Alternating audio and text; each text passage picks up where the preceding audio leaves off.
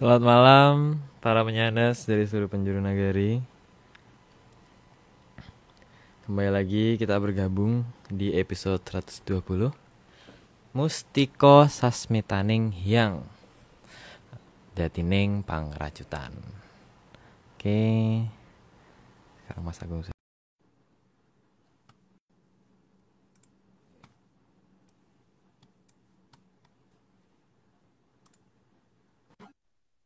Halo Pak Aryo. Halo, Opo. Maaf telat tadi kasihkan lagi ngurusin jangan-jangan sama Ojo lah. Apa namanya? Aku nggak bisa live. Aku kaget aja. Iya. Dari semua HP yang tak punya, kok nggak bisa ngikutin live? Padahal belum ya. Iya, maafkan aku. Aku tadi kasihkan ngedit. Suara kamu aman Jadi nggak? aman. Tadi aman sih, aman. Kalau headset katanya itu double suaranya. Aku ganti berkali-kali. Kemarin ya. Oh.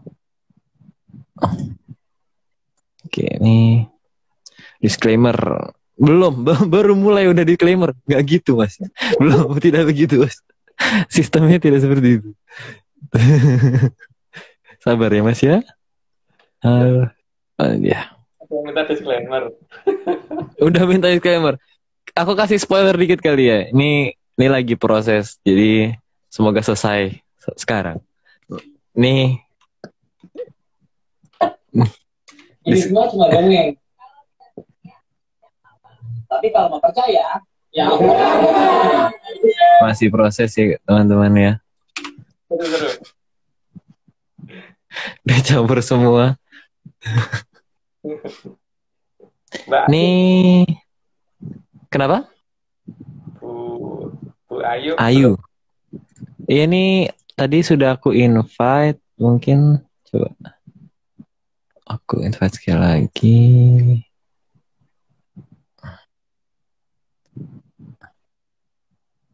Udah sih udah invited. Mungkin lagi on the way. Gimana Om di sana? Di mana ya? Om lagi di mana? Di timur berantas ya. Ini posisi di barat berantas atau di timur berantas? Aku di tengah-tengah pusat aliran. Oke. Ini coba aku coba kontak. Ini kayaknya masih belum juga.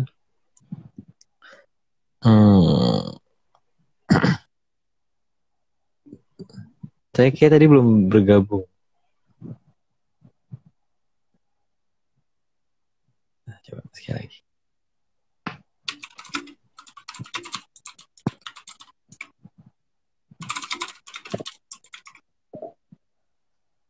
Nah, sudah.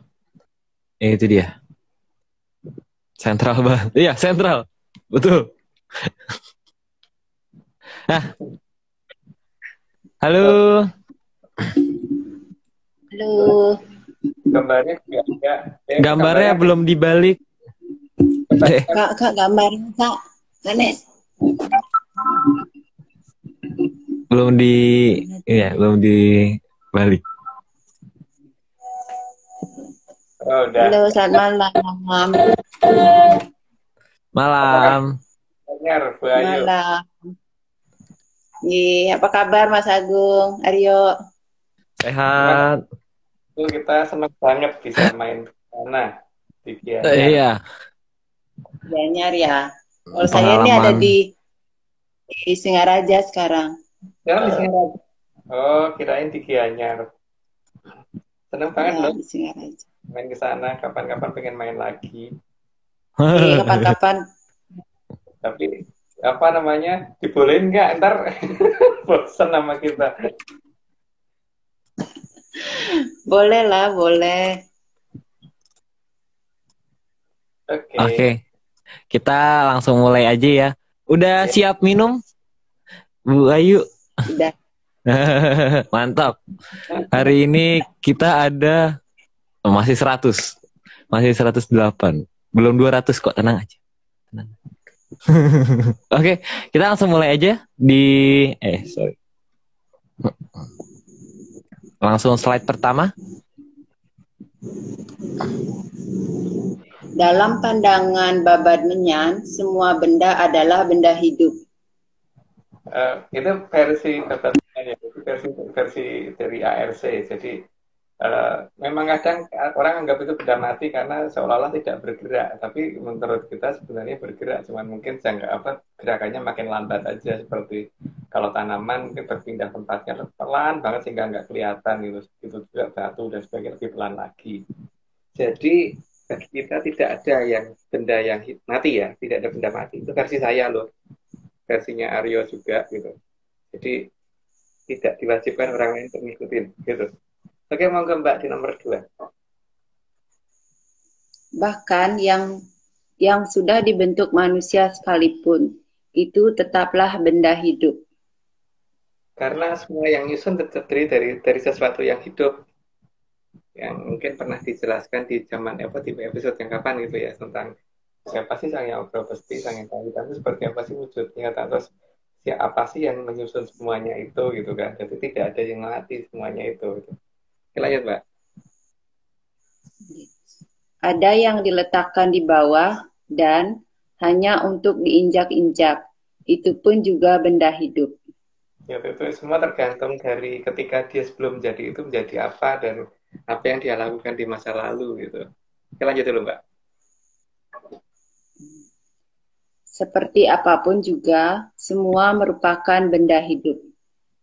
Jadi, sekali lagi tidak ada yang mati. Lanjut Mbak. Juga yang ada di atas sana, yang terlihat seperti benda mati, dan semua itu adalah benda hidup. Oke, mungkin nggak perlu diterangin, lanjut aja Mbak.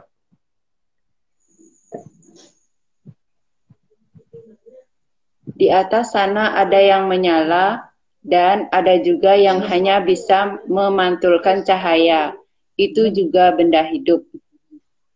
Bagi kita semuanya begitu ya, tapi bagi yang lain boleh sih kalau dikatakan benda mati. Tapi bagi kita semuanya nggak ada yang mati. Oke, lanjut Bu. Aku manggilnya Di Mbak. atas sana, boleh aja Mbak, boleh. Di atas sana bahkan ada yang tidak memantulkan cahaya sama sekali, karena sangat kuat dalam menyerap semua materi, termasuk sinar. Dan itu juga benda hidup. Ya kalau mati nggak mungkin bisa ngapa-ngapain. Makanya katakan selalu ngomong itu benda hidup. Lanjut Pak. Karena mereka hidup, maka mereka sering terlihat berbentuk kelompok yang dinamakan jagat wilangan. Yang di atas sana ya, dan penjelasan terbentuknya jagat wilangan sudah pernah diceritakan waktu zaman Prabu Watu Gunung. Oke, lanjut Pak.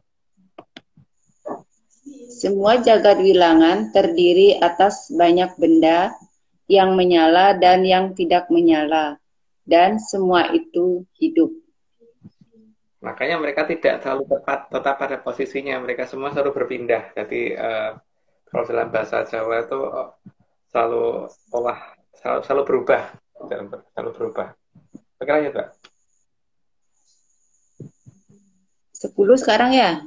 10. Semua jagat wilangan mempunyai bentuknya sendiri-sendiri, dan itu sangat tergantung dari pusat jagat wilangannya. Tergantung bosnya, pengennya seperti apa bentuknya, gitu. Jadi tergantung dari yang mimpin. Oke, lanjut Pak. Tanaman juga benda hidup, meskipun tanaman tidak bisa bergerak bebas seperti hewan dan manusia. Terkesan kayak mati tapi kelihatan hidup karena dia bisa tumbuh kan kalau itu. Tapi kalau batu mungkin orang nggak bisa bandingin, tapi itu hidup kalau untuk kita gitu. Lanjut Pak. Pepohonan rata-rata berumur sangat panjang, melebihi umur hewan dan manusia. Tapi manusia dari peradaban mana ya? Kalau dari peradaban yang di 3 negara itu pasti bisa lebih manusia umurnya. Tapi kalau di peradaban kita ya enggak. Lanjut Mbak. Salah satu pohon yang sangat panjang umurnya adalah pohon beringin, Maka pohon beringin sering dijadikan tanda untuk keberadaan pedangyangan ataupun tempat yang pernah digunakan leluhur. Kalau di Jawa namanya pedangyangan. Kalau di Bali apa ya, Mbak? Saya Apa lupa. ya? Kayak pura gitu ya? Pura.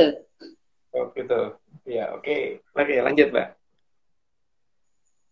Ada pohon yang sangat keras kayunya, sehingga batangnya bisa awet jika dijadikan perabot dan barang-barang lain. Ya, kayak kayu jati.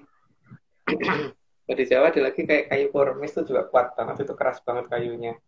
Hampir sama dengan kayu jati, tapi itu lebih nggak terkenal ya. Oke, lanjut.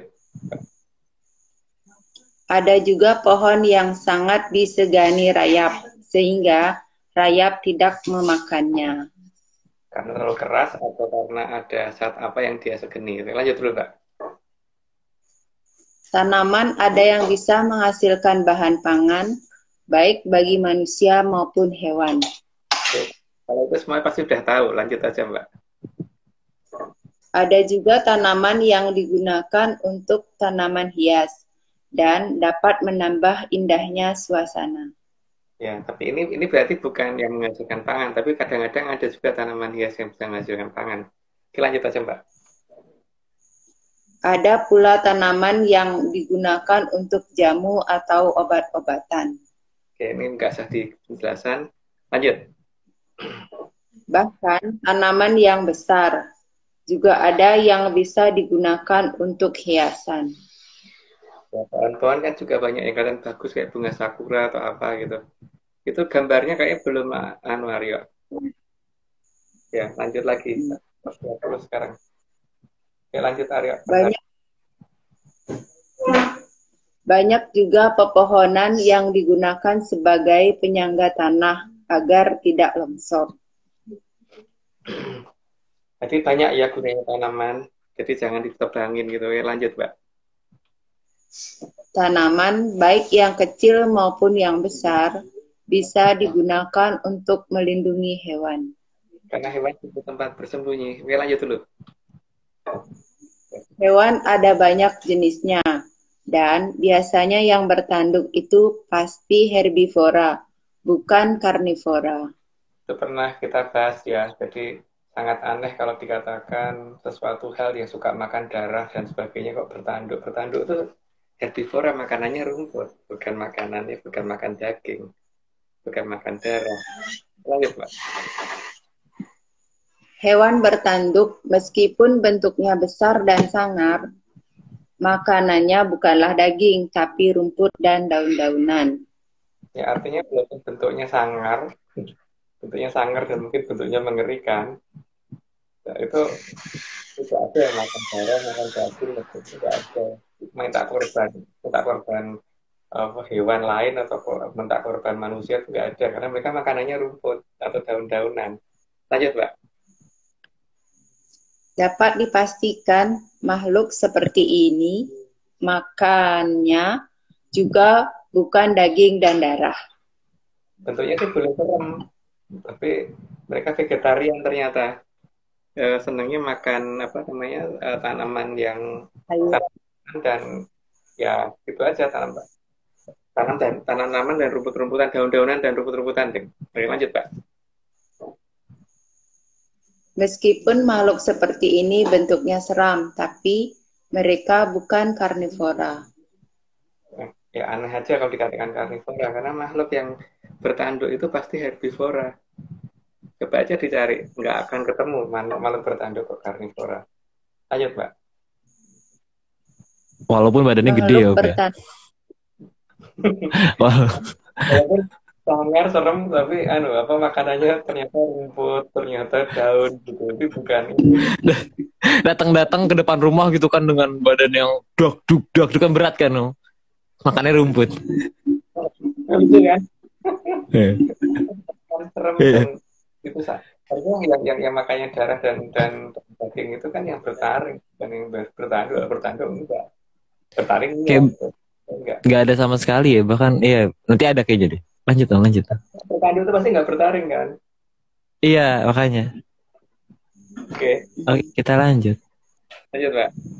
Makhluk bertanduk tadi, makanannya justru berupa kembang-kembangan, bukan pemakan daging dan menghisap darah. Ya, jadi ya nggak mungkin kalau seperti itu tuh, kalau kayak gitu tuh yang makan daging. Itu bukan jenis menu makanannya mereka kok. Beda sama malah kita kali yang suka makan daging, bukan mereka. Oke, lanjut, Mbak. Saya deh. Itu sebabnya di banyak tempat sesaji rata-rata berupa kembang, bukan berupa korban hewan ataupun manusia. Ya, rata-rata begitu, karena memang makanannya mereka bukan itu. Oke, lanjut, Mbak. Karena selera bangsa bertanduk memang bukan daging dan darah, tapi justru bunga. Yang seleranya daging malah aku loh, steak gitu. Terus ya kayak itu. Aku Aryo bukan masuk bertanduk, Aryo. lo. Tidak, Om, tidak. Aku masih suka makan kolak serenggi, Om. Tenang. Gitu. Iya. Aryo. Oke. Lanjutkan. Jadi, makanan seperti ini sangat tidak disukai oleh makhluk bertanduk. Tapi aku suka. Nah, aku yang suka malahan, itu bukan makhluk bertanduk yang suka. Oke, lanjut, Pak. Apalagi kalau masih mentah, makhluk bertanduk sangat tidak suka. Yang ada malah akan menjauh. Ya, memang bukan menunya mereka itu. Lanjut, Pak. Maka kalau ada sesaji berupa daging mentah, pasti akan dibiarkan sampai membusuk, karena tidak diambil sama sekali. Ya mereka nggak doyan memang masalahnya. Yang doyan aku, tapi ya dimasak dulu, bukan mentahan. Oke, lanjut. Ya. Jadi, wajah sangar belum tentu sebuas yang dibayangkan, karena pola makannya memang tidak seperti yang dibayangkan pula. Ya sepertinya aneh toh kalau misalkan makanannya aja rumput, terus kemudian dikatakan dia doyan darah, kan aneh, kan mungkin banget itu. Oke, lanjut, Pak. Beda dengan makhluk bertaring yang jelas pasti tidak bertanduk. Seharusnya begitu, walaupun mungkin zaman sekarang digambarkan berbeda, seolah-olah bertanduk, tapi seharusnya makhluk bertanduk itu tidak bertaring. Tapi makhluk bertaring itu juga tidak bertanduk, seharusnya gitu. Lanjut, Pak. Bahkan yang dikenal sebagai raja hutan yang sangat luas dan bertaring, makhluk ini pun tidak bertanduk. Aku belum pernah ya ketemu, tapi mungkin kalau ada yang pernah nemu ya, mungkin kita bisa diberitahu ya, kalau ada nggak sih singa, terus hyena, atau serigala, atau rubah, atau apapun gitu, yang bertaring itu ada nggak sih yang punya tanduk? Kalau ada sih aku belum pernah lihat, atau mungkin saya kuper ya, tapi sebut aku nggak ada. Dan makhluk bertanduk juga nggak ada yang punya taring, tahu tuh. Oke, lanjut. Bentuk lain dari makhluk bertaring itu pasti tidak bertanduk. Itu bisa dilihat di gambar ya, tapi ya itu tadi, kalau ada mungkin kitanya yang kuper, aku yang kuper kali, tapi aku nggak pernah lihat loh ada makhluk bertaring itu bertanduk gitu. Lanjut, Pak. Kita nggak mau disclaimer, Om. Udah 35. Oh iya, 3 disclaimer dulu deh, lupa aku. Tolong tanggung, Om. Ini karena udah mau jadi sekalian lah. Sebentar. Gimana cara full screen? Cara full screen. Render ya. Bentar. Gimana cara full screen? Itu. Ya udah, semangat. Udah lah, pegangin aja. Oke. Ini semua cuma dongeng. Tapi kalau mau percaya, ya Gak, suaranya yang kedua nggak denger tadi Aryo. Yang kedua. Ya tadi kayak harus digedein dulu. Oke. Mau lagi, Om. Sekali lagi apa? Lagi tulang. Sebentar, Om. Suara.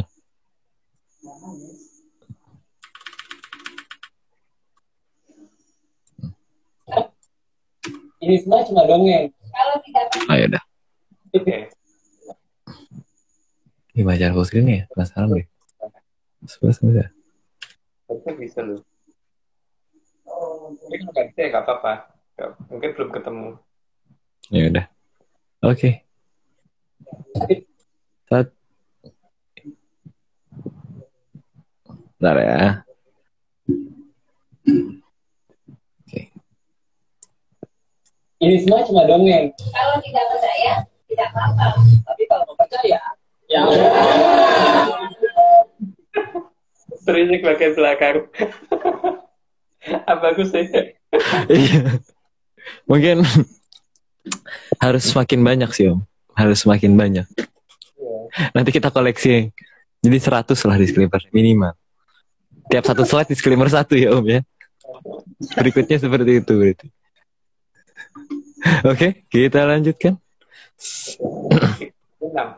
36. Sangatlah jelas bahwa semua makhluk yang buas dan bertaring pasti tidak bertanduk. Dan makhluk yang bertaring itu nggak akan doyan makan rumput atau makan daun. Mereka makannya yang sangar-sangar itulah, yang darah dan daging. Oke, ayo Pak. Makhluk bertaring memang seram, jadi mereka benar-benar sangat berbahaya. Ya memang kalau mereka manusia mungkin ada dalam menu makanan mereka sih. Tapi kalau makhluk bertanduk kan yang ada dalam menu mereka kan daun dan rumput. Jadi mereka nggak berbahaya seharusnya. Justru aneh kalau dikatakan yang berbahaya bukan yang ini. Lanjut Pak. Hampir semua makhluk bertaring aktif di malam hari. Jadi punya daya penglihatan yang bagus di saat malam hari. Ya, setengahnya makhluk kegelapan lah gitu kalau bahasa kerennya. Ayo Pak. Meskipun terkadang makhluk bertaring aktif saat siang hari, tapi mereka lebih aktif di kegelapan. Ya, namanya makhluk kegelapan, makanya memang seperti itu, makhluk kegelapan yang sukanya makan seperti itu gitu. Oke, lanjut Pak. Sampai yang tidak terlihat pun, makhluk bertaring itu pasti memangsa daging dan darah. Dan dia nggak bertanduk, pasti bentuknya. Lanjut Mbak. Walau ada yang wujudnya lucu, tapi makhluk bertaring tetap saja berbahaya. Ya kayak buto terong, namanya juga buto gitu loh. Jadi ya memang bentuknya sih aneh, kadang-kadang bentuknya lucu, tapi ya ganasnya seperti apa kalau kita sampai kalah. Jadi jangan sampai kalah ya sama makhluk seperti itu. Oke, lanjut Mbak. Makhluk seperti ini biasanya mendasarkan apapun pada ketakutan dan ancaman. Jadi bukan pada logika. Hame mayu hayuning bawono. Tapi pada logika ketakutan karena ancaman. Jadi dasarnya beda ya. Kalau hama mayu hayuning bawono itu bagaimana supaya kita menyadari alam raya ini bagaimana supaya jadi lebih indah, bukan pada ketakutan. Tapi kalau makhluk seperti ini kan memang namanya memedi. Jadi ya apa-apa salah, apa-apa harus salah gitu kan. Itu namanya memedi. Itu makhluk kayak gitu tuh yang ya, tapi kan kita tidak akan menginginkan makhluk seperti itu berkuasa kan. Oke, lanjut Mbak. Bahkan dari wajahnya saja sudah dapat digunakan untuk meneror manusia. Bukan hanya kita yang takut, kadang-kadang juga makanya kan kalau zaman dulu tuh di atas rumah sering dikasih kaca itu kan, kalau mereka mau masuk ngeliat mukanya sendiri, mereka sendiri juga takut. Jadi bukan hanya mereka lihat wajah mereka sendiri juga ketakutan kadang-kadang. Oke, lanjut Mbak. Oh ya, maksudnya itu ya Mas Agung ya, masang kaca itu ya, masang cermin. Iya, di Bali juga ada ya tradisi itu ya, Jawa sih ada. Biasanya di rumah dekat janur kuning gitu biasanya. Iya. Di bawah. Kalau di Bali gimana sih caranya masang kalau di Bali? Biasanya ditaruh di atas pintu masuk. Ya betul, sama di atas pintu. Nah. Tapi ada kesamaan ya di situ antara Jawa. Jadi kalau ada manusia yang ngaca terus langsung pergi, itu gimana Om?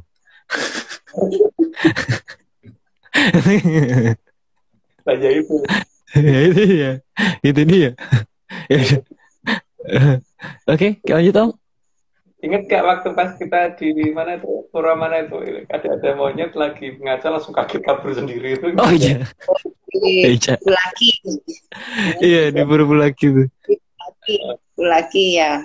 Lagi Jadi ya. Di sana mau tapi emang di sana penggambaran mau. Apa, Silakan, Bu? silakan. kalau di sana pintar-pintar monyetnya Oh yang iya. di Pulaki. Ya tapi juga sih waktu itu lihat apa dia tiba-tiba dekat ke cermin begitu lihat mukanya sendiri langsung kayak kaget takut kabur gitu. Pas lihat. Tapi berarti emang mereka sederajat gitu ya Om? Mereka sama MC kayak makra-kera di sana juga sederajat gitu berarti emang sebodoh itu gitu loh. Ngeliat diri sendiri aja nggak tahu kan? Ya tapi segagaknya dia bertaring. Iya kan?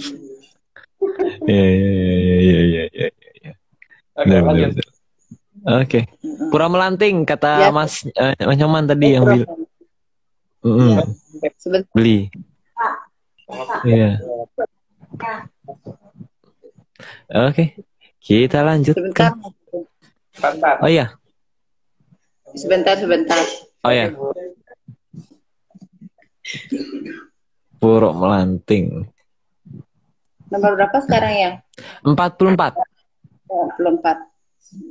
Apalagi di kegelapan sana banyak makhluk bertaring yang juga sakti, sehingga harus ada yang dapat mengendalikannya. Bukan disenyumin ya, kalau disenyumin doang dia akan makin jadi. Jadi itu harus dikendalikan, bukan hanya disenyumin. Justru yang ya kalau disenyumin ya gimana pun juga dia makin jadi aja karena emang ya itu makhluk buas. Lanjut Mbak. Karena semua malapetaka yang ada di alam raya ini didasarkan atas adanya Sang Hyang Batara Kala. Dan sebagai makhluk bertaring, terbesar dan terganas, Sang Hyang Batara Kala tidak bertanduk. Itu ya makanya pada saat lahirnya beliau itu memang dikatakan sebagai lahir memalaning jagat kalau di ini ya di pakemnya Babat Menyan aja deh.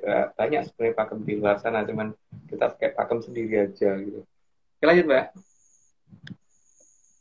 Sang Hyang Batara Kala juga dilindungi oleh makhluk yang juga tidak bertanduk, yang bernama Sang Hyang Batari Durga.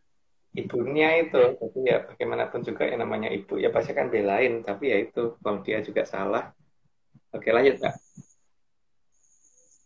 Yang menjadi perkara adalah Sang Hyang Batara Guru, termasuk pelindung dari Sang Hyang Batara Kala, karena Sang Hyang Batara Kala adalah anaknya.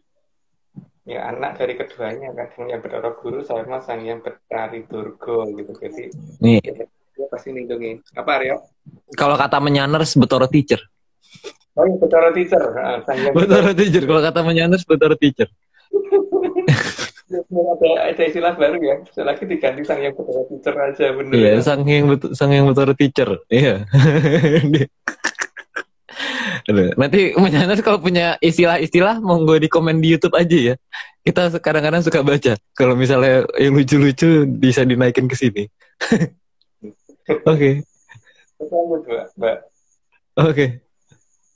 Sang Hyang Batara Guru tidak bisa semena-mena, maka Sang Hyang Wening memerintahkan Sang Hyang Batara Narada sebagai patih di Kahyangan Jonggiri Salaka.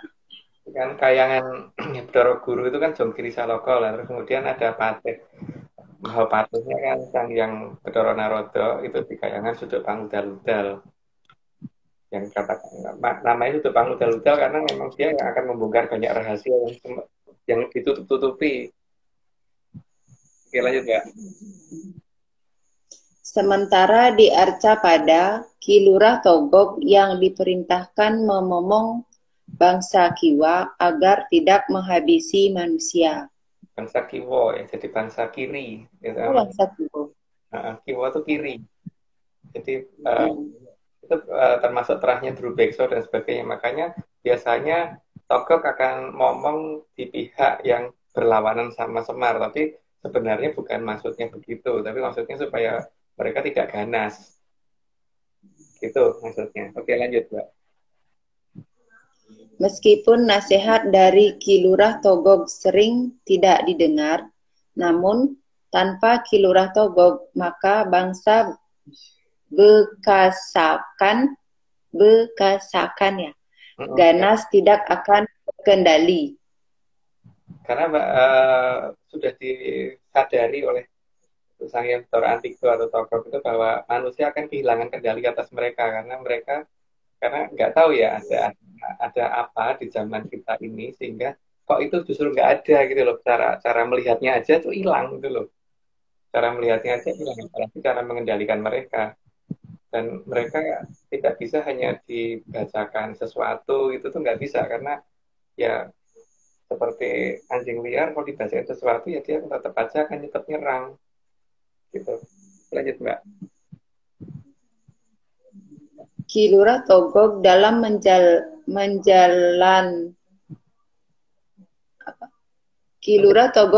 menjalankan tugasnya sering diikuti oleh Ki Lurah Sarawita atau yang juga dikenal sebagai Bilung.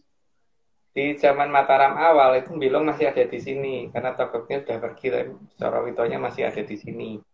Tapi kemudian beliau pergi juga mengikuti Lurah Togog. Oke, lanjut, Mbak.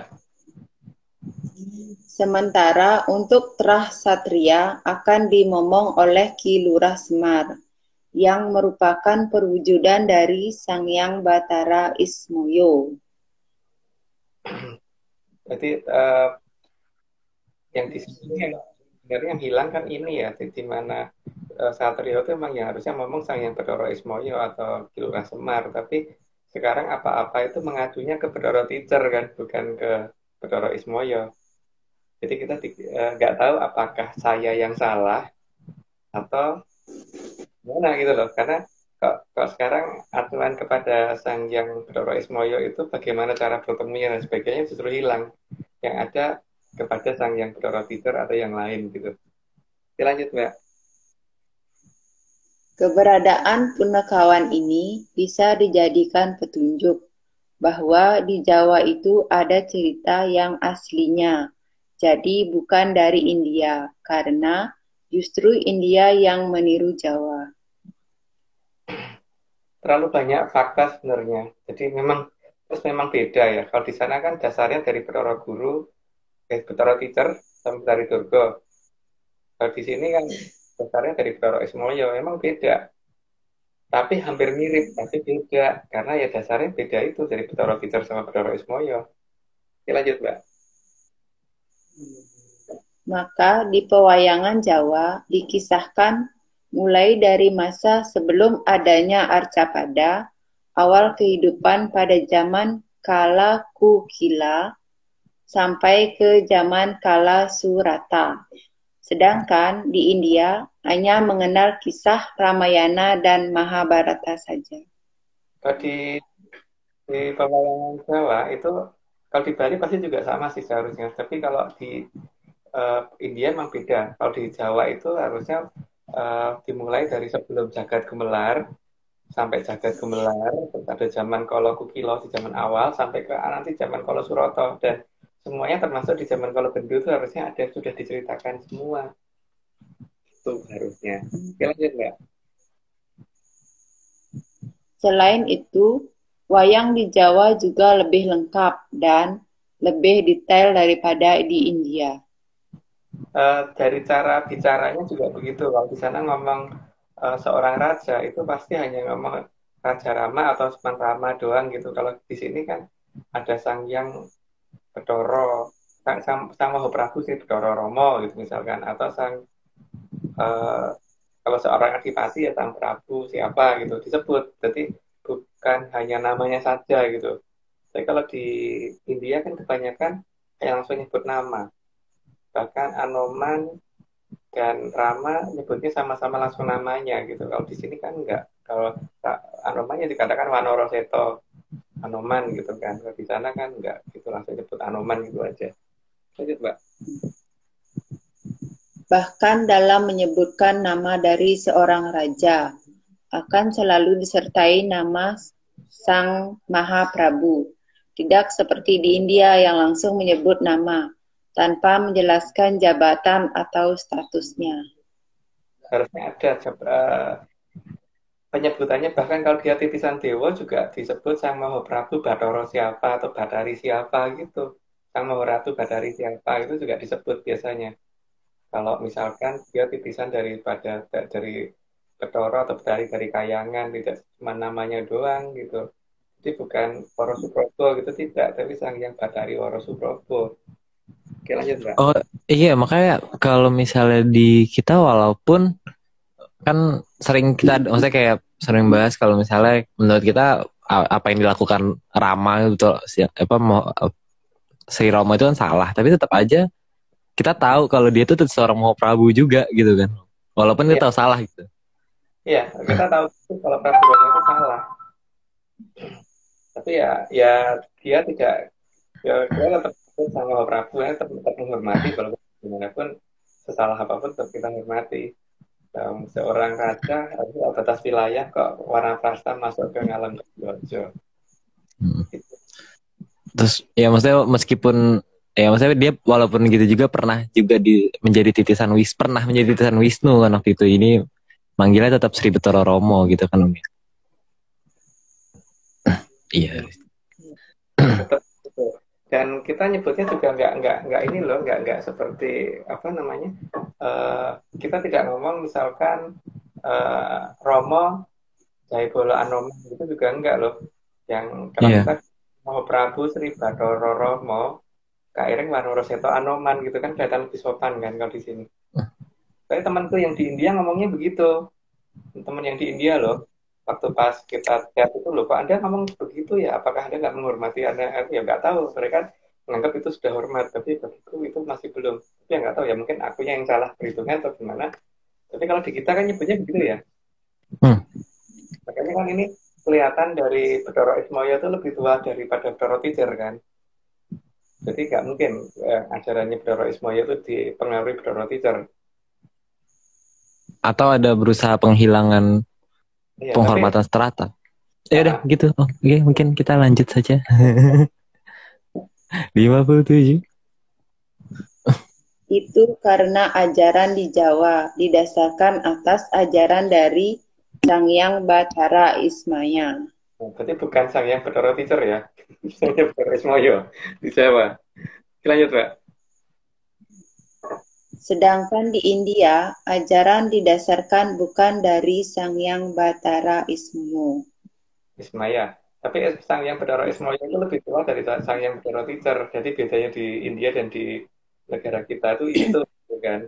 Kita mengenal loh Sang Hyang Bathara Ismaya. Ke sana mungkin nggak kenal itu. Ini lanjut, Pak. Padahal Sang Hyang Bathara Guru itu lebih muda dari Sang Hyang Bathara Ismaya.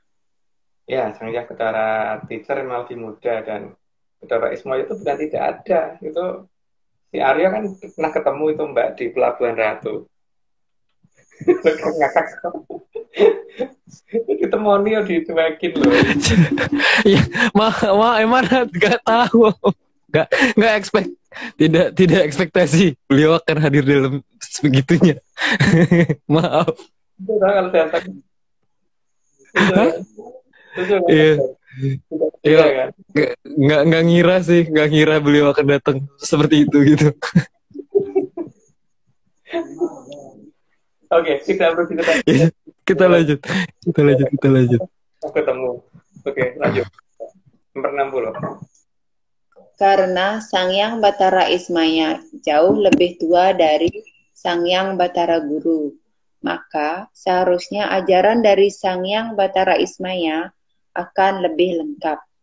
Nah iyalah, minimal kalau orang kelas apa yang misalkan yang muda baru kelas 1 SMP, yang tua sudah kelas 1 SMA gitu kan, yang SMA pasti lebih lengkap pelajarannya daripada yang 1 SMP gitu.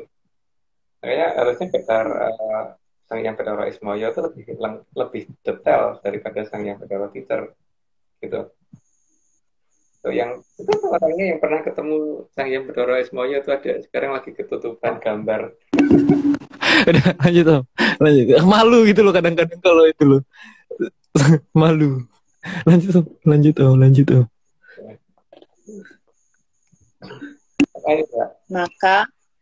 Maka hal ini sangat menjelaskan bahwa kisah yang dari India itu tidaklah lengkap. Jelas nggak mungkin, pasti ada pasal yang kelewatan di situ. Dan perbedaan yang paling utama itu mungkin Arif bisa cerita loh, pada saat Sang Hyang Bathara Ismaya itu kalau datang itu sama sekali tidak ada unsur nakut-nakutin sama sekali kan Arif. Iya, jadi ya beliau kalau ya nggak tahu ya, kalau pengalaman kemarin sih lucu aja gitu kalau datang. Ya udah kayak apa sih? Apa ya? Kayak ya bener-bener apa sih? Seorang kakek kalau mau ketemu cucunya tapi cucunya nggak ngeh gitu. Didiemin aja gitu loh. Jadi di waktu di pelajaran satu itu kan benar-benar cuman hanya kita yang memperhatikan itu gitu, yang ditemuin ya di sana kan orang banyak loh, ya kan? Tapi kenapa makanya gitu kan? Ini biasanya ramai loh gitu. ya makanya ya lucu sih beliau juga ya, apa ya? Mau ngomong gemes gimana gitu kayak lucu aja gitu loh, gimana sih ketemu leluhur yang apa sih kakek gitu yang lucu gitu loh, yang kayak suka njailin cucu-cucunya gimana ya. Dan ini Ini sih sesuai omongan itu bahwa tiap zaman beliau itu berganti wujud, jadi beliau tidak wajahnya Semar lagi kan, wajahnya gitu berarti itu lain banget kan dari Semar. Kalau misalnya dibandingin sama wujud Semar yang sekarang beda jauh sih. Maksudnya di Semar Penggabahan sekarang kan wujudnya gedut, terus kayak maksudnya badannya kayak bentuknya kayak wayang itu kan, atau penggambaran di wayang orang kan biasanya gitu kan, perutnya seperti itu, dandanannya dandanannya sih, dandanannya itu loh, nggak kaget sebenarnya. Ya udah, biarkan menyanar berhayal Om. Ini dongeng, ini cuma dongeng ya teman-teman ya. Oh ya, disclaimer. Boleh, kita disclaimer satu-satu. Lalu kita disclaimer Gianyar boleh. Kenapa? Gianyar dulu. Oke, Gianyar. Iya. Hilang, videonya hilang. Oh ini. Oke.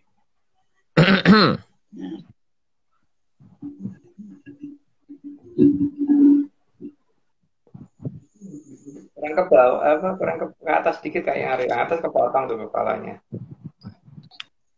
Nah, ada siapa itu? Yang baju hijau?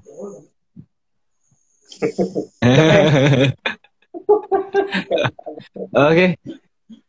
Ini semua cuma dongeng. Kalau nggak percaya ya nggak apa-apa. Tapi kalau mau percaya, ya jangan. Itu udah tengah malam ya, udah pada lemis. Pada ngantuk. Dandanannya seperti apa? Arenanya dandanannya seperti apa? Gimana ya? Ada deh. Jelasin deh. Ada lah. Pokoknya lucu lah. 80s vibes. Zaman sekarang ngomongnya begitu. Keren lah. Lanjutkan. 61. Bukan itu, setelah itu Aryo. Nah, ya. 62 ya? 61. 62 ya. 62. Semua orang punya kesalahan dalam bertindak, dan tidak setiap kesalahan bisa mengakibatkan korban. Itu wajar ya, setiap orang punya kesalahan itu wajar. Tapi asal tidak menghasilkan korban aja. Kalau menghasilkan korban memang ada hukumannya. Tapi ini bukan nakut-nakuti kalau seperti ini. Oke, lanjut Pak. Kesalahan yang makin besar akan berakibat datangnya hukuman yang besar juga.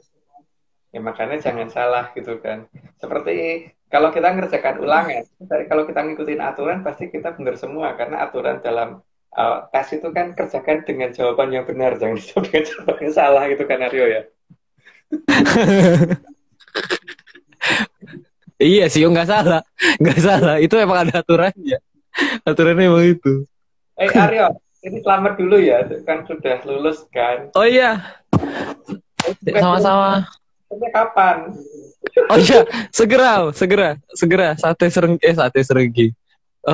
Serenggi bakarnya segera. Nanti akan dicarikan dulu. Oke. Siap. Ini ada yang nanya ini apa ya? Nanya dandanannya gimana, Om? Ada deh pokoknya. Ada deh. Pokoknya kalau lihat pasti ngakak, tapi nggak bisa mencela, pasti akan hormat. Iya, lucu sih, gemes gimana gitu, lucu aja gitu, lucu sih, lucu banget beliau tuh. Oke, kita lanjut. Mengarahkan orang ke arah yang salah dengan sengaja atau tidak disengaja adalah kesalahan yang sangat besar, dan ini ada konsekuensinya. Jadi hati-hati ya kalau kita menjadi orang yang di atas, kita jangan asal mengarahkan orang gitu. Karena kalau kita mengarahkannya itu hanya sesuai keinginan kita dan itu bisa menyesatkan orang itu, ya berarti kita kena masalah dengan sang yang kawitan. Karena di sini sang yang kawitan pasti adil sekali dan mungkin di sini kita merasa bisa ngatur orang, tapi yang kita atur itu kalau diarahkan ke arah yang salah itu bahaya.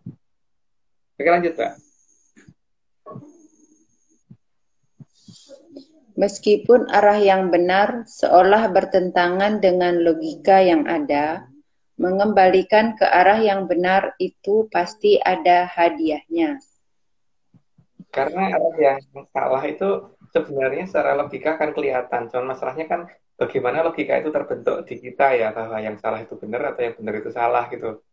Jadi kita kadang-kadang harus berpikir apakah yang salah itu pada tataran apa, pada tataran manusianya, atau pada tataran di atasnya, atau di atasnya lagi, atau malah yang paling atas yang salah gitu loh.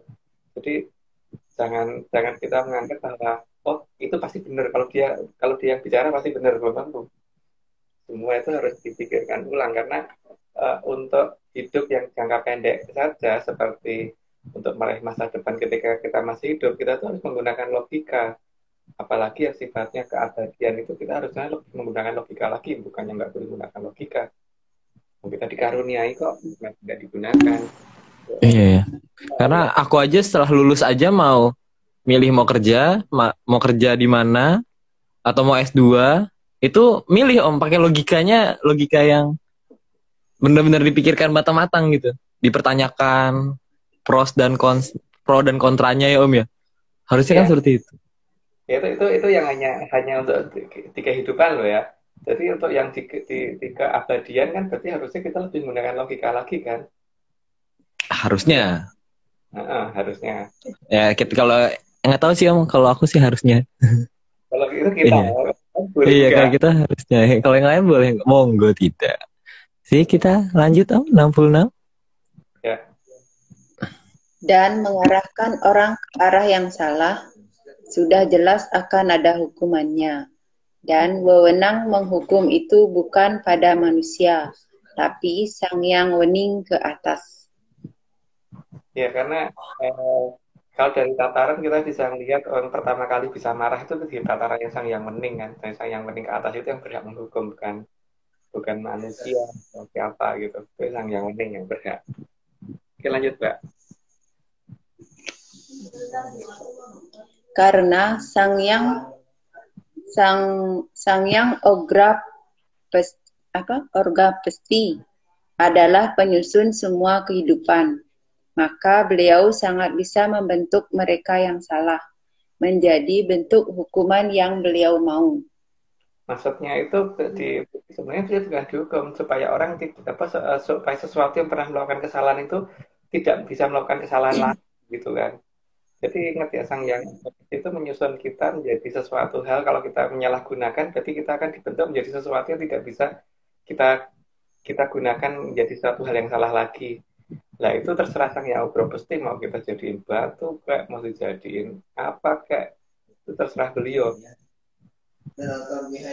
Begitu Pak. Oh ini kalau tak jadikan kayak gini nanti dia bisa berbuat salah. Supaya nggak bisa berbuat salah dia harus berubah jadi apa? Itu wewenang ada di beliau. Oke, monggo Mbak dilanjut. Maka segala bentuk benda mati yang berumur sangat panjang adalah bentuk dari makhluk yang sedang menjalankan hukuman dengan kesalahan yang sangat-sangat besar. Makanya zaman dulu itu kan yang itu tuh jangan semena-mena dengan apapun gitu karena itu adalah wujud dari suatu makhluk yang sudah menjalani ininya apa nih wong Jawa yang ngomongnya karmanya itu. Jadi apapun tuh jangan yain gitu loh. Jadi kita jangan yang mahusio tadi. Maka kita jangan sampai ngomong ya jangan sampai ngomong mahusio itulah. Jangan sampai begitu. Oke, lanjut Mbak. Sedangkan bentuk pohon, meskipun bisa hidup dalam waktu yang sangat lama, juga merupakan bentuk makhluk yang sedang menjalani hukuman. Dan jenis ini ada masa akhirnya, tidak seperti batu, tanah, dan pasir. Dan semuanya kan berakhir di Kolosuroto. Jadi di zaman Kolosuroto itu berarti zaman ketika tapi nanti mungkin ada penjelasannya di akhir. Yang jelas itu wiyah-wiyah barang-barang apapun itu karena itu ya. Karena kalau kita semena-mena itu kan nanti Sang Yang Ogro Pesti akan membentuk kita menjadi sesuatu supaya kita tidak bisa melakukan kesalahan. Oke, lanjut Mbak. Karena pohon bisa mati, entah mati karena alami, atau mati karena dipotong oleh manusia. Sehingga saat itulah penebusan kesalahan telah selesai. Itu versi Babat Menyan ya, jadi jangan dipercaya. Oke, lanjut Mbak. Selain jiwa yang hidup di pohon, juga ada bagian penyusun yang juga hidup dari makhluk yang lain. Maka ini bisa berumur sangat lama dalam menebus kesalahannya. Ya, kan dibentuk seperti itu supaya dia tidak bisa berbuat salah lagi. Jadi Sang Yang Ogro Pesti tujuannya itu kan. Jadi bukan, ya mungkin orang menganggap itu hukuman, tapi bagi Sang Yang Ogro Pesti ini kalau dikasih bentuk seperti itu, dia tidak akan melakukan kesalahan lagi, hanya begitu kan yang dipikirkan Sang Yang Ogro Pesti. Lanjut Mbak. Maka dalam ikut Hama Mayu Hayuning Bawono, harus mau dibentuk menjadi apapun untuk menunjang kehidupan yang lain. Ya, jadi yang penting bagaimana supaya alam lain jadi lebih indah. Jadi ketika Sang Yang Ogro Pesti menjadi apapun, ya kita harus nurut dalam kondisi itu. Karena memang kita nggak akan bisa membantah kalau dengan beliau itu. Tapi itu berdasarkan Babat Menyan. Nanti kalau berdasarkan yang lain boleh beda. Oke, lanjut Mbak. Tidak semua digunakan untuk manusia, karena ada yang digunakan untuk hewan. Jadi benda yang dikatakan benda mati ya itu tidak semuanya untuk manusia, tapi ada yang untuk hewan juga gitu. Oke, lanjut Mbak. Ada yang digunakan untuk menyakiti orang lain, itu artinya tetap harus menebus kesalahan di kehidupan berikutnya. Maka bendanya pasti akan cepat rusak itu biasanya. Tapi ya itu berarti dia masih harus nebus lagi kalau seperti itu. Jadi kalau menjadi peluru ya berarti besok harus menebus, tetap harus nebus lagi karena itu untuk membunuh kan. Lanjut Mbak. Apalagi kalau digunakan untuk membunuh manusia, meskipun tidak atas dasar kemauannya, tapi hal ini tetap harus ditebus. Ya karena tetap salah. Oke, lanjut Mbak. Yang kasihan adalah kalau akan dijadikan pemusnah massal, karena lebih berat lagi dan lebih lama lagi hukumannya. Makanya kalau kata yang kayak dulu itu aja sewiyah-wiyah dengan benda itu digunakan untuk apa. Jadi jangan sampai menggunakan benda yang salah karena benda untuk sesuatu yang lain salah karena kasihan yang kita gunakan juga. Dan kasihan yang terkena akibatnya juga gitu. Itu kalau kata Eyangku loh, tapi kalau Eyangnya yang lain kan boleh berbicara lain. Lanjut, Mbak. Apalagi yang membuat perang besar, jelas akan lebih lama hukumannya. Itu sudah jelas itu kalau seperti itu. Jadi mau merasa menang sekarang sekalipun, tapi efeknya itu pasti akan dirasakan nantinya. Lanjut, Mbak. Meskipun tahu cara mengembalikan semua ke pemiliknya, tapi jika yang punya tidak mau menerima, maka tetap harus melakukan penebusan dulu. Dan itu bisa bermacam-macam cara, dan itu bisa sampai jutaan tahun pun bisa belum tentu selesai gitu, karena memang ada berapa banyak yang telah dilakukan kesalahannya di masa lalu. Lanjut, Mbak. Bagi yang mempunyai jaya kawijayan yang sangat besar dan menyalahgunakan jaya kawijayannya, tentu harus menggunakan Kumbalagni dan harus menjauh dari Arcopodo saat sedang melakukan penebusan atas kesalahannya. Maka kan dulu yang saya pernah bicara bahwa makanya kalau melihat langit itu diskon supaya kekuatannya itu paling tidak ada yang turun, jadi itu supaya mengurangi umurnya dia di sana, jadi supaya dia tidak terlalu lama dalam menjadi wujud seperti itu. Cuman cara-cara itu kenapa hilang sekarang ya saya nggak tahu. Tapi ya itulah namanya sastra kumbologen itu, gimana kita meminta supaya itu turun ke bumi kan, dan masuk ke badan kita supaya kita gunakan. Tapi kan ya jangan dipakai untuk membunuh orang yang penting. Lanjut, Mbak. Maka yang ada di luar sana dan gemerlap di malam hari, itu adalah Kumara yang dulu pada tataran kadewatan mempunyai salah terhadap Sang Yang Kawitan dan sedang menjalani penebusan dengan caranya sendiri. Dan itu bisa jutaan tahun, bisa nggak tahu umurnya sampai berapa lama kita belum tahu. Ya di sini tugas manusia mengurangi itu, tapi ya harus ngerti caranya juga sih, supaya itu sebagian bisa kita bawa turun ke bumi gitu kan paling tidak. Makanya kayak itu teman kita yang di Jogja itu Aryo itu sering banget melototi bintang karena itu sampai ampuhnya kayak. Iya, mantap. Sampai berangkat ya, Om? Bisa ngomongin tanpa dia nggak berhak protes gitu kan. Iya. Sekarang kita lanjut aja, Om. Oke, ya sudah jam 10. Oke, lanjut lagi, Mbak. Ukuran bisa dijadikan patokan seberapa besar kesalahan yang dulu pernah dilakukan. Ya, itu nggak perlu dikasih penjelasan lah. Lanjut, Mbak.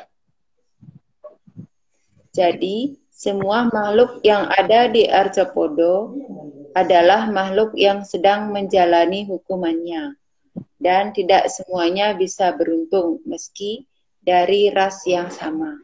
Ini saya tidak ngomong manusia ya, ini di luar manusia. Oke, Mbak, lanjut. Ada yang menjadi wujud lucu yang sangat dirawat dan disayang oleh manusia karena dharma baktinya di masa lalu yang mengakibatkan ini. Jadi, meskipun menjalani hukuman, tapi tidak terlalu sengsara. Ya karena ya itu tadi yang kita tuh adil, gitu aja. Oke, lanjut, Pak. Ada yang meskipun bentuk awalnya lucu, tapi tetap dibuang-buang sehingga tidak terawat. Hal ini terjadi atas apa yang pernah dilakukan di kehidupan sebelumnya. Tapi masih mending loh kalau berubah makhluk hidup tuh kan masih ada batas umurnya kan bisa mati. Tapi kalau menjadi batu, kayu atau apapun itu yang berumur sangat lama itu lebih kasihan. Lanjut, Mbak. Ada juga yang selama hidupnya tidak bisa bermain terlalu jauh karena hanya dirantai terus, bahkan kadang sampai terluka akibat rantainya. Hal ini sangat tergantung atas apa yang dulu pernah dilakukan. Makanya kan kalau ya tadi ya yang saya pernah ngomong begitu kan, aja wiyah-wiyah mering bongso apapun gitu. Oke, lanjut, Mbak. Begitu juga segala bentuk makhluk nol koma yang dihilangkan semua logikanya. Itu karena apa yang telah dilakukan di masa lalunya. Yang jelas kan bagaimana dibentuk supaya dia tidak bisa melakukan kesalahan lagi di masa ini gitu kan. Itu yang kawitan, maunya begitu. Lanjut, Mbak. Maka beberapa di antara mereka, meskipun diusir-usir, sering tidak membalas karena ada yang tahu mengapa dia menjadi seperti itu. Ya, dan itu umurnya panjang loh kalau makhluk seperti itu tuh bisa sampai ribuan tahun.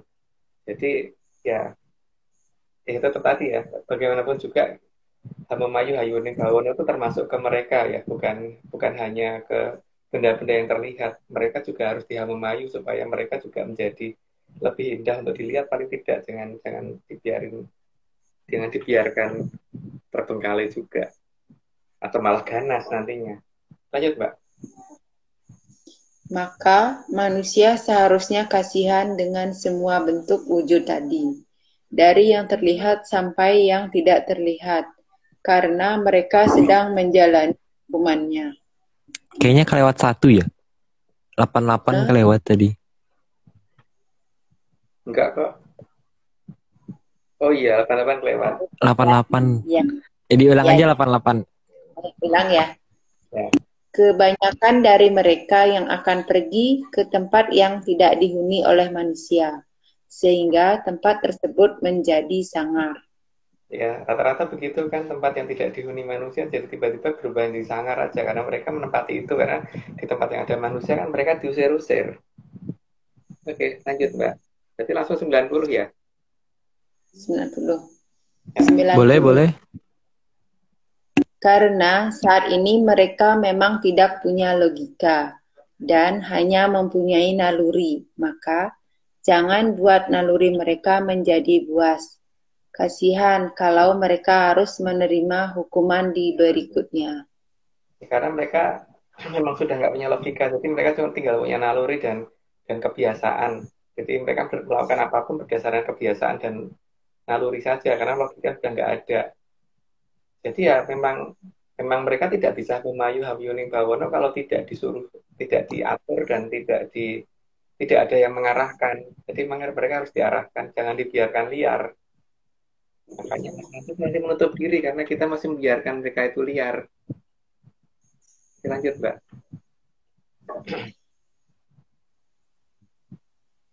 Itu mengapa ular yang punya bisa yang tidak ada serumnya. Mereka akan lebih memilih menghindari manusia dan lebih sering menutupi kepalanya jika ditangkap manusia. Jadi makin berbahayanya seekor ular itu pun pasti akan makin menghindari manusia sebisa mungkin gitu. Terutama ya ular berbisa ya, beda dengan dan bahkan seperti ular piton pun itu bisa mungkin akan menghindar dari manusia dulu, kecuali kalau memang sudah tidak ada yang dia makan ya terpaksa gitu kan. Tapi lihat aja ular weling itu kan tidak ada bisanya tuh, yang hitam putih itu tidak ada serumnya waktu tidak ada bisanya. Mereka cenderung untuk tidak sebisa mungkin tidak menggigit manusia, tapi kalau terpaksa itu hanya membela diri itu baru mereka lakukan. Tapi itu pun berarti ada salahnya kalau dia merasa menggigit orang. Oke, lanjut, Mbak. Tapi sang yang kawitan bukanlah makhluk yang senang menghukum, maka semua pasti ada batas akhirnya. Jadi tadi itu mungkin manusia akan mengatakan itu hukuman, tapi kalau sang yang kawitan kan menganggap bahwa dia diciptakan menjadi seperti itu tujuannya adalah supaya dia tidak bisa berbuat salah lagi. Itu yang paling utama. Dan semua ada batasnya, dan batas itu ada di zaman Kolosuroto. Gitu. Dan ini kayaknya disclaimer lagi deh, Aryo. Sudah 90 lebih. Siap. Yang di mana, Om? Kita mau jalan-jalan kemana hari ini? Terserah. Atau Bali dulu. Dari Gianyar berarti ke Sanur. Dari Sanur terus Oke. Siap, Sanur.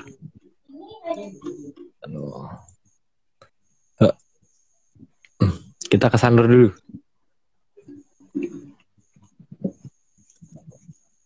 Jadi kangen Bali ya. Mm-mm. Ini hanya dongeng. Kalau tidak percaya, tidak apa-apa. Kalau percaya, ya, jangan. Oke, lanjut Mbak. 92 ya sekarang ya? 92. Mbak. 93. 93. Oke, 93 Mbak. Ketika semua penebusan sudah dilakukan, maka sudah saatnya diizinkan pulang ke kahyangan. Bahasa kita ya. Jadi kita nyebutnya namanya kahyangan, dan kahyangan itu tidak tidak seperti yang diceritakan oleh pihak-pihak lain ya. Jadi kayangan ya kayangan gitu aja teman. Kita tidak berhak untuk menceritakan itu. Jadi kita hanya ngomong kayangan gitu aja deh. Lanjut Mbak. Sehingga ada saatnya di zaman kala surata kelak diawali dari mulai menghilangnya bintang yang kerlap-kerlip di angkasa. Itu dikatakan sebagai zaman akhir versi di Jawa. Dimulai dari hilangnya satu persatu kerlap-kerlip di angkasa, dan jadi bukan ada sesuatu menghantam bumi atau goncangan yang besar, enggak ya. Beda definisi. Kalau Surata tidak seperti itu. Oke, lanjut Mbak. Diikuti dengan mulai menghilangnya satu persatu benda langit tanpa adanya bencana. Itu adalah awal dari zaman kala surata. Dan tidak terjadi urut selama satu zaman kala surata. Ya, terjadi secara urut bisa satu zaman dari gemerlapnya di atas angkasa hilang dulu satu-satu. Makanya tidak akan ada yang bumi karena sudah hilang duluan. Karena mereka yang sudah lebih lama melakukan penembusan kesalahan. Oke, lanjut Mbak. Di zaman yang sudah tidak ada kesalahan lagi, maka semua sudah tidak perlu ada yang menembus lagi. Maka makhluk hidup akan mulai berkurang, bukan karena bencana dan bukan karena kurang bahan pangan. Jadi tidak ada yang namanya kurang bahan pangan di masa itu ya. Makanya dikatakan zaman, kalau di Jawa sih zaman Kolosuroto dikatakan zaman cinta mesra atau zaman apa ya, zaman paling indah itu malahan. Karena memang di zaman itu semuanya sudah tidak ada lagi yang bisa melakukan kesalahan. Lanjut Mbak. Jadi, kedatangan zaman kala surata bukan datang karena bencana alam, tapi karena semua makhluk secara bertahap sudah balik ke kahyangan, karena sudah selesai masanya menebus kesalahan. Dalam bahasa tepatnya tidak ada satupun makhluk yang bisa melakukan kesalahan lagi gitu. Jadi mereka langsung gerbang kekayangan dibuka sehingga bisa kembali langsung. Jadi bukan karena dihantam meteor, karena gunung meletus, karena gempa bumi, karena banjir bandang, dan sebagainya, bukan. Itu pertanda ganti zaman iya, tapi untuk di zaman Kolosuroto itu sudah tidak ada. Lanjut Mbak. Pada masa itu, manusia sudah mulai bisa berpandangan yang sangat luas dan jauh, serta bening pikirannya. Maka, masa itu dinamakan sebagai mangsa kala dara mana. Ketika manusia sudah mulai tidak berpikir tentang bagaimana menyakiti pihak lain, merugikan orang lain dan sebagainya, bahkan tidak berusaha untuk menyakitin alam dan tidak berusaha merusak alam, itu dinamakan mangsa dara mana. Jadi di zaman itu sudah tidak ada yang namanya kejahatan, seharusnya begitu kalau di zaman kala dara mana, karena manusia Trubekso betul-betul sudah tidak berkutik lagi di zaman itu gitu. Ayo Pak. Pada mangsa kala daramana tidak akan ada orang lagi yang berbuat salah. Maka segala hukuman mulai dihentikan oleh Sang Yang Kawitan. Ya, tadi karena tidak ada yang bisa berbuat salah lagi, maka sudah mulai dihentikan hukuman, sudah mulai nggak ada lagi. Jadi tidak ada makhluk yang kemudian akan dibentuk menjadi sesuatu yang tidak bisa melakukan kesalahan, karena memang tidak ada lagi orang yang akan berbuat salah. Oke, lanjut Mbak. Kemudian mangsa kala akan berganti ke mangsa kala watara, yang artinya perwujudan dari Sang Hyang. Itu karena manusia sudah kembali bisa setataran dengan kadewatan, namun tetap tahu dan sadar akan posisinya sebagai manusia yang ada di bawah Sang Hyang, tapi harus menata alam yang tersisa.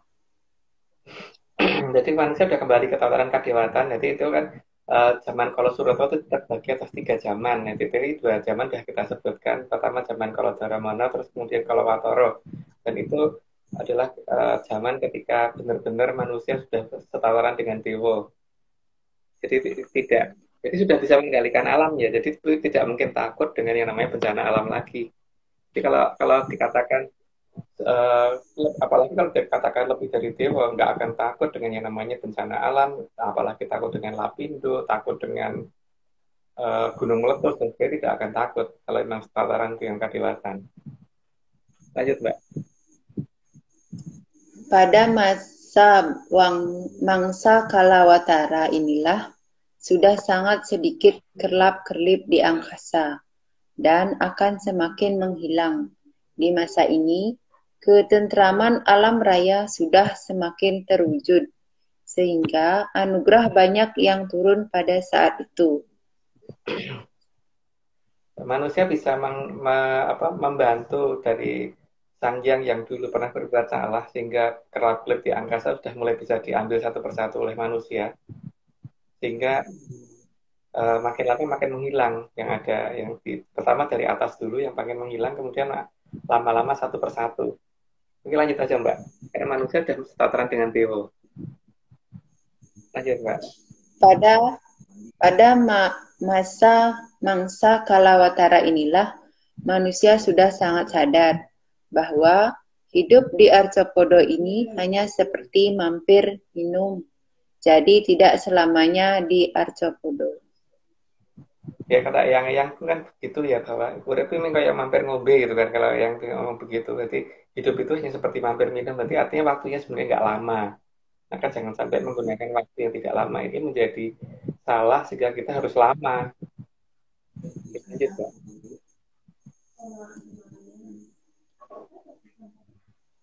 Maka mangsa kala terakhir di zaman kala Surata adalah mangsa kala Isaka, yang berarti semua manusia sudah tahu harus kemana pulangnya atau di mana orang tahu apa yang harus dia pegang.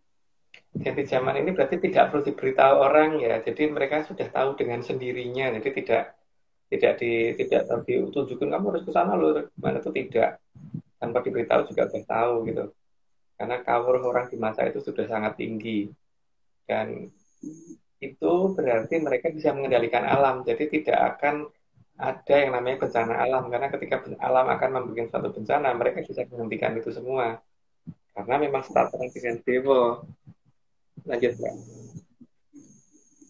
Maka zaman kala Surata bukanlah zaman yang penuh bencana dan malapetaka, karena Sang Hyang Kawitan bukan makhluk yang gemar mendatangkan bencana.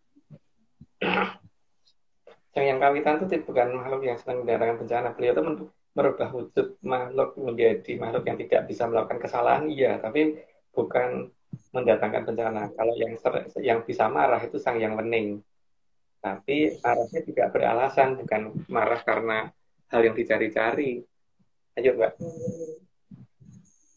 Maka, kalau semua kedamaian belum ada di muka bumi ini, berarti akhir zaman masih akan sangat lama, atau zaman kala Surata masih amat sangat jauh. Karena akhir zaman kala Surata bukan datangnya bencana dan malapetaka. Kalau dari ininya loh ya, kalau dari pakemnya Babat Menyan, jadi zaman kala Surata itu masih sangat jauh. Bukti kalau zaman kala Surata masih sangat jauh, paling tidak kalau malam itu melihat bintang masih banyak. Bahkan kalau di pantai atau di daerah yang minim penerangan dari desa, itu malah sampai galaksi, zakat wilangan kelihatan.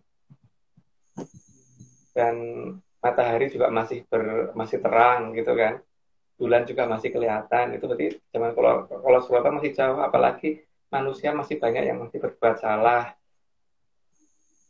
Kalau zaman masih seperti itu berarti masih sangat jauh. Tapi di perubahan zaman kalau Bendu kalau Suba memang iya, kalau bencana itu akan ada, tapi itu kapan itu saya tidak tahu. Semoga juga tidak ya yang jelas datangnya bencana juga pasti yang menyebabkan manusia sendiri sih, bukan yang yang bikin. Manusia sendiri yang akan membuat itu. Makanya dikatakan munculnya jamur tipe itu sebagai tanda perubahan. Oke, lanjut, Mbak. Makanya kalau ada yang nanya berapa ribu tahun lagi, yang pasti kalau Suroto setelah kalau Subo. Kalau ini kan kalau Bendu, kalau Subo, habis kalau Sumbogo, baru soal Suroto. Iya, kelewatan satu. Masih lama. Iya, masih. Berapa ribu tahun lagi, pokoknya melewati 2 zaman lagi ya baru kalau Suroto. Tenang Mas. Masih sangat lama, jadi jangan pikir tentang masalah akhir zaman, masih jauh. Makanya kan sekarang ini mulai banyak tempat yang tadinya tandus menjadi subur, itu kan pertanda bahwa Sang Hyang Kawitan menghendaki manusia masih berumur panjang kan. Karena mendekati kalau Subo ini Kak, zaman pujian, karena mendekati zaman pujian ya. Iya. Jadi emas dan sebagainya itu kan karena memang anugerah akan turun toh. Kerajaan segede gunung ya maksudnya Om ya. Iya. Oke. Segede gunung. Oke, kita lanjut. Lanjut. 206. Owahipun kalau Bendu Owahipun kala Bendu dumateng kala Subo boten pertanda rawuhipun sang kala Surata. Ananging rawuhipun sang kamulyaning Tribwono kang sinurung atisipun samirono. Tidak perlu dijelasin itu, karena itu memang kata-kata terakhir dari kita. Jadi yang jelas ada perbedaan tentang akhir zaman, dan ya monggo yang kalau kita tidak minta dipercaya ya akhir zaman kita seperti apa, tapi kalau berdasarkan babat menyan, akhir zaman itu bukan sesuatu hal yang mengerikan seharusnya gitu. Karena yang Kawitan itu bukan sesuatu yang senang nakut-nakutin. Jadi orang mungkin menganggap dia menghukum, tapi kan bagi beliau lah, aku tuh membuat kamu supaya kamu nggak bisa melakukan kesalahan, kan beda loh persepsinya jadinya. Bukan itu, kamu tak jadiin batu supaya kamu nggak bisa melakukan kesalahan, gitu kan? Iya betul. Dan itu wewenang beliau, penyusunnya juga beliau kok semuanya. Oke, gitu Aryo. Disclaimer terakhir, terus disclaimer lengkap. Oke, siap. Disclaimer. Aku tuh udah kenapa? Disclaimer rame-rame. Disclaimer rame-rame. Yang tadi aja ya, yang baru aja yang aku buat tadi. Di render? Belum sih Om. Ntar dulu. Ini aku masih penasaran. Pakai HP. Seperti yang dulu itu kan ada itu yang rame-rame yang dulu dibikin Aryo. Itu dulu aja. Jangan gitu rame-rame. Oke. Siap, itu dulu. Oh, itu dulu. Disclaimer full. Terus yang itu nanti diupload Aryo di YouTube apa di IG itu yang disclaimer yang tadi. Oh iya di IG nanti aku mulai di IG. Campur. Hilang. Ada. Dia nggak hilang ini. Dia nggak ngumpet. Agak. Nah, ya. Ini karena banyak permintaan dari tadi ya, jadi Eko dinyalakan. Oke.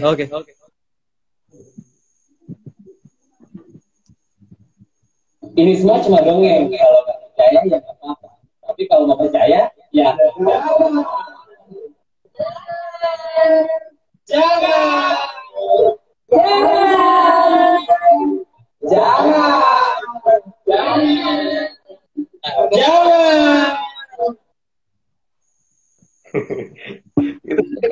ditambahin Oke. terakhir ojolah gitu.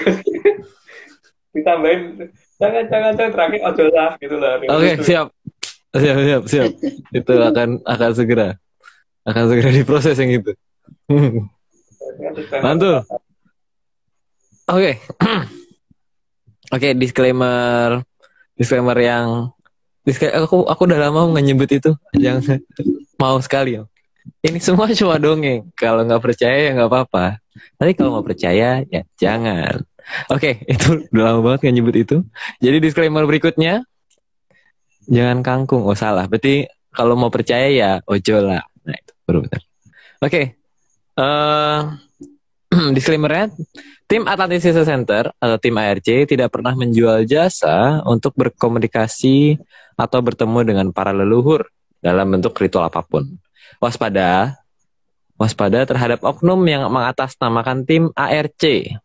Ritual resmi hanya dilakukan oleh Mas Agung Bimo, Mbak Vicky, dan saya sendiri.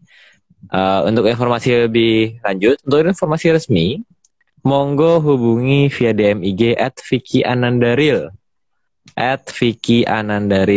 yang biasanya ikut live di sini. Di spam aja, beliau siap 24 jam. 25 jam sehari. Oke. Sekian Om, ada lagi kah? Mas Agung? Magung? Terima kasih. Terima kasih Oke. buat Ayu. Oh iya. Terima kasih. Ini parade terima kasih dulu. Oke. Terima kasih sebesar-besarnya kepada Kitung Jatijaya Mongrogo yang sudah mau menjadi pamong bagi kita semua. Kemudian juga terima kasih Bapak Agung yang sudah mau menjadi narasumber pada malam hari ini dan juga mau membuatkan slide. Kemudian Bu Ayu, terima kasih sudah mau menyumbangkan suaranya malam hari ini. Terus kemudian juga Mas Nogo yang sudah mau merapikan slide. Kemudian juga Bang John, gambarnya seperti biasa. Unik sekali, keren kali ini. Kemudian juga Mbak Vicky, Om Iwan, Heskel, Mbak Ade, dan segelintir tim ARC lainnya yang belum disebutkan. Kemudian juga terakhir, terima kasih kepada Chief Eksekutif ARC Bos Besar Pak Marius Gubono yang sudah memprakarsai Atlantis Series hingga saat ini. Bapak Marius katanya. Aku sudah sampai rumah tapi belum sempat ngolah karena langsung masuk freezer karena sibuk banget. Okay. Hari Senin tapi sampai sekarang belum bisa megang aku sampean. Hampir bahkan di rumah. Emang sibuk ngajar ya Om ya? Macam-macam hari teman itu. Ada yang lain juga sih. Oke, kalau gitu sekian ya Om ya. Mungkin kita sudahi dulu. Terima kasih Jaya Mongrogonya tuh kan hanya karena ngomong kita ya, tapi kan karena sudah mau ketemu sama Aryo. Oh iya. Oh iya, terima kasih Pak Sungguh sudah mau bertemu, sudah mau menyempatkan waktu bertemu. Wah, sangat apa ya, kebanggaan tersendiri lah akhirnya bisa bertemu secara langsung. Walaupun sayanya agak kaget awalnya. Mohon maaf, Mbak. Jadi, oke. Kalau gitu, sekian ya Om ya. Kita akhiri episode 120 ini. Sampai jumpa di episode berikutnya, di episode 121. Kita masih bahas tentang, kayaknya masih sama ya Om ya, Mustika Sasmita Ringkyang ya kayaknya ya. Kenapa? Lupa judulnya apa, tapi yang jelas sudah ini. Sudah coba ya, tak lihat ya. Nah, tapi Oke. Ya udah, mungkin biar surprise aja, biar kaget mereka. Karena biar kaget, kita sudahi dulu malam hari ini. Sampai jumpa di hari Rabu minggu depan, tepat di jam 9 malam. Salam sehat, dan yang terakhir, salam menyan semua.